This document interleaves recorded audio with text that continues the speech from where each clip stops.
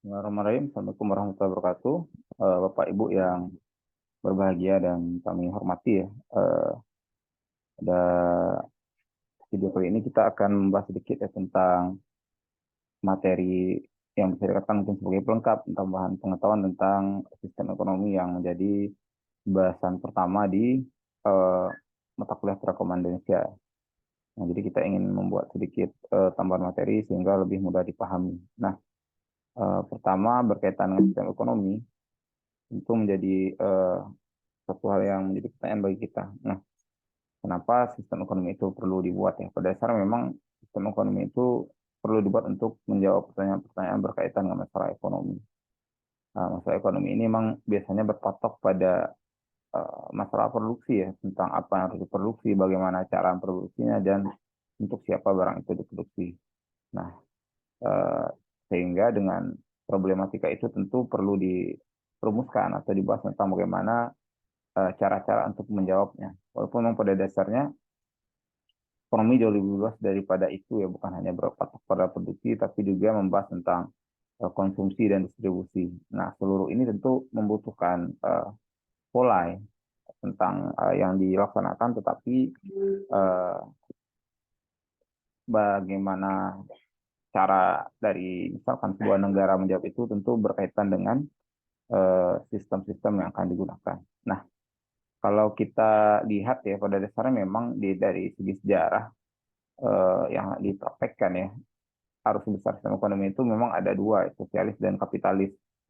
Nah, itu juga terlihat secara detail dan jelas ya. Dari sisi dari dulu adanya dua negara superpower yang sekarang masih ada, yaitu Amerika Serikat. Mereka dianggap sebagai kiblatnya kapitalis, dan juga Uni Soviet ya sebagai kiblatnya sosialis, walaupun Uni Soviet kan sudah hancur ya. Tapi negara-negara yang menjadi turunannya misalkan seperti Rusia masih ada saat ini.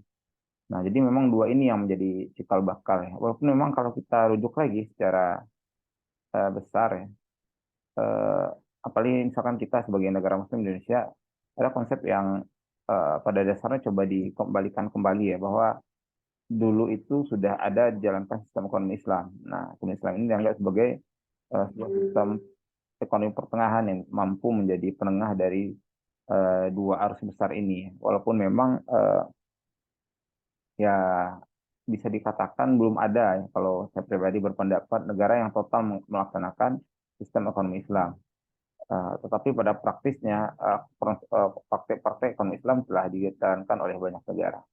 Dan itu juga berkembang lagi nih, misalkan yang cukup tren saat ini, eh, sistem ekonomi campuran ya, yang menerapkan gabungan dari sosialis dan kapitalis. Jadi karena memang orang beranggapan juga tidak ada sebenarnya pada dasarnya negara yang murni benar-benar sosialis, sebaliknya juga negara yang murni-murni kapitalis. Nah, kemudian apa itu ya sistem ekonomi kapitalis ya Bapak dan Ibu? Nah, sederhananya sistem kapitalis itu sistem ekonomi yang berpusat pada individu atau swasta yang memiliki kebebasan dalam melaksanakan ekonomi dengan kekuatan modal tanpa campur tangan pemerintah. Nah, ini konsepnya memang ada pasar persaingan sempurna ya, diberikan kebebasan kepada individu-individu untuk melaksanakan kegiatan-kegiatan ekonomi dalam rangka mencapai tujuan dari problematika masalah ekonomi yang ada. Nah, di sistem kapitalis ini memang menafikan ya, atau tidak ada peran pemerintah di sana.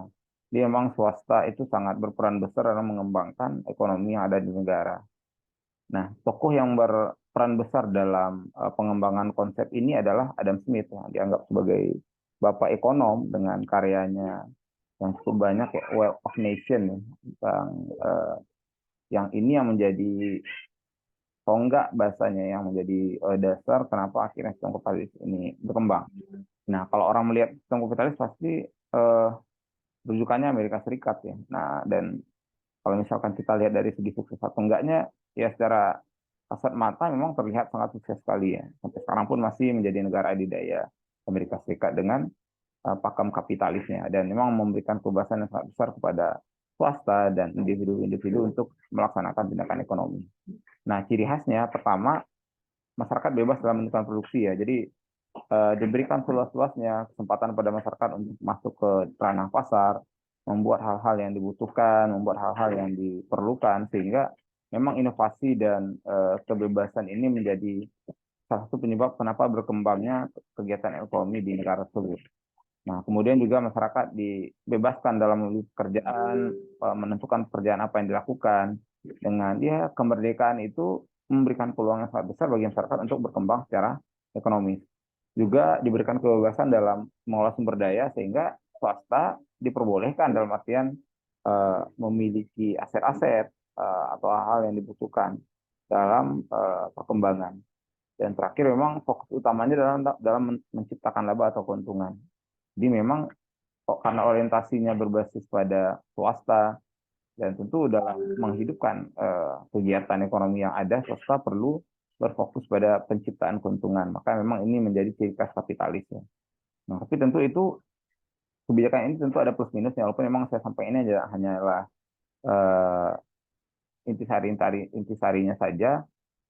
Jika memang dibebaskan kepada individu secara total, tentu ada efek baik dan buruknya. Nah, pertama memang dari tadi ya, dengan keunggulan individu, maka memang memberikan kesempatan bagi individu untuk berkembang. Nah, tanpa ada kekangan, individu diberikan kebebasan dalam berusaha, maka kreativitas ataupun apa yang namanya mungkin bisa kita sebut ya, eh, daya nalar ataupun inovasi kreasinya akan lebih berkembang karena dengan adanya kebebasan itu orang bisa memilih bagaimana bentuk pekerjaannya, bagaimana bentuk produksi ataupun apa yang akan mereka tawarkan kepada pasar.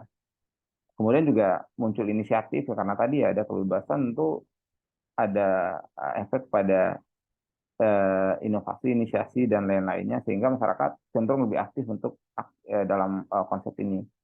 Dan juga tadi yang disampaikan juga di awal persaingan antar masyarakat karena memang mau tidak mau kalau masyarakat tidak bersaing maka mereka akan tertinggal. Makanya itu saat ini akan kita lihat ya ada mungkin di balik keunggulan itu ada kelemahannya. Nah, pertama karena memang kapital ini berfokus pada individu swasta dan swasta, jadi bisa dipastikan memang pihak yang bermodal lebih besar lah yang akan lebih berkembang. Nah, sampai ada bahasanya yang pernah saya pelajari itu di konsep kapitalis itu orang-orang yang tidak berefek kepada negara misalnya yang tidak menghasilkan tuh ya boleh saja sih disingkirkan ataupun dihilangkan ya karena memang ya kalau di dunia persaingan itu mereka tidak ada manfaatnya dan bahkan menjadi beban bagi ekonomi ya tidak digunakan ya. Nah, tentu orang-orang yang punya kemampuan dan punya modal dan punya inovasi kreasi yang besar akan semakin berkembang.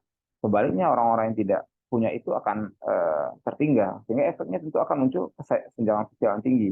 Kita akan bisa melihat ada orang-orang yang kaya sangat kaya sekali misalkan di negara Amerika Serikat ya banyak orang kaya dengan kemajuan teknologinya. Sebaliknya juga banyak orang-orang yang ya pengangguran yang bahkan mereka tidur di jalanan tanpa kepastian nasib yang bahkan lebih miriskan daripada negara-negara berkembang seperti Indonesia yang kita rasakan.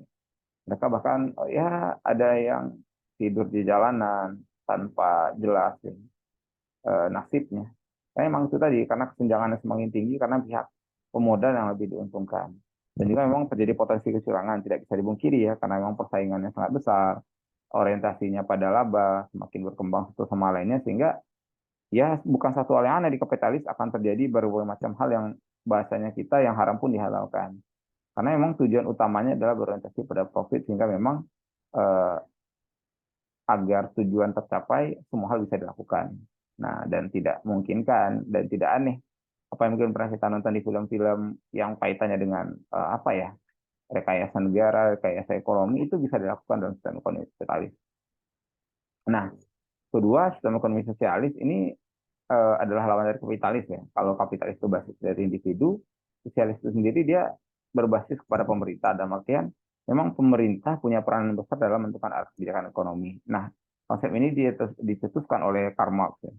Kalau sejarahnya itu Karl Marx ini awalnya kalau saya pernah pelajari ya masuk di kapitalis juga, tapi karena memang setelah melihat kesenjangan dari kapitalis dan juga merasa ada hal-hal yang tidak sesuai dengan konsepnya, maka dia mencetuskan sebuah karya ya dengan salah satu tokoh lain sehingga itu menjadi dasar berkembangnya sosialis.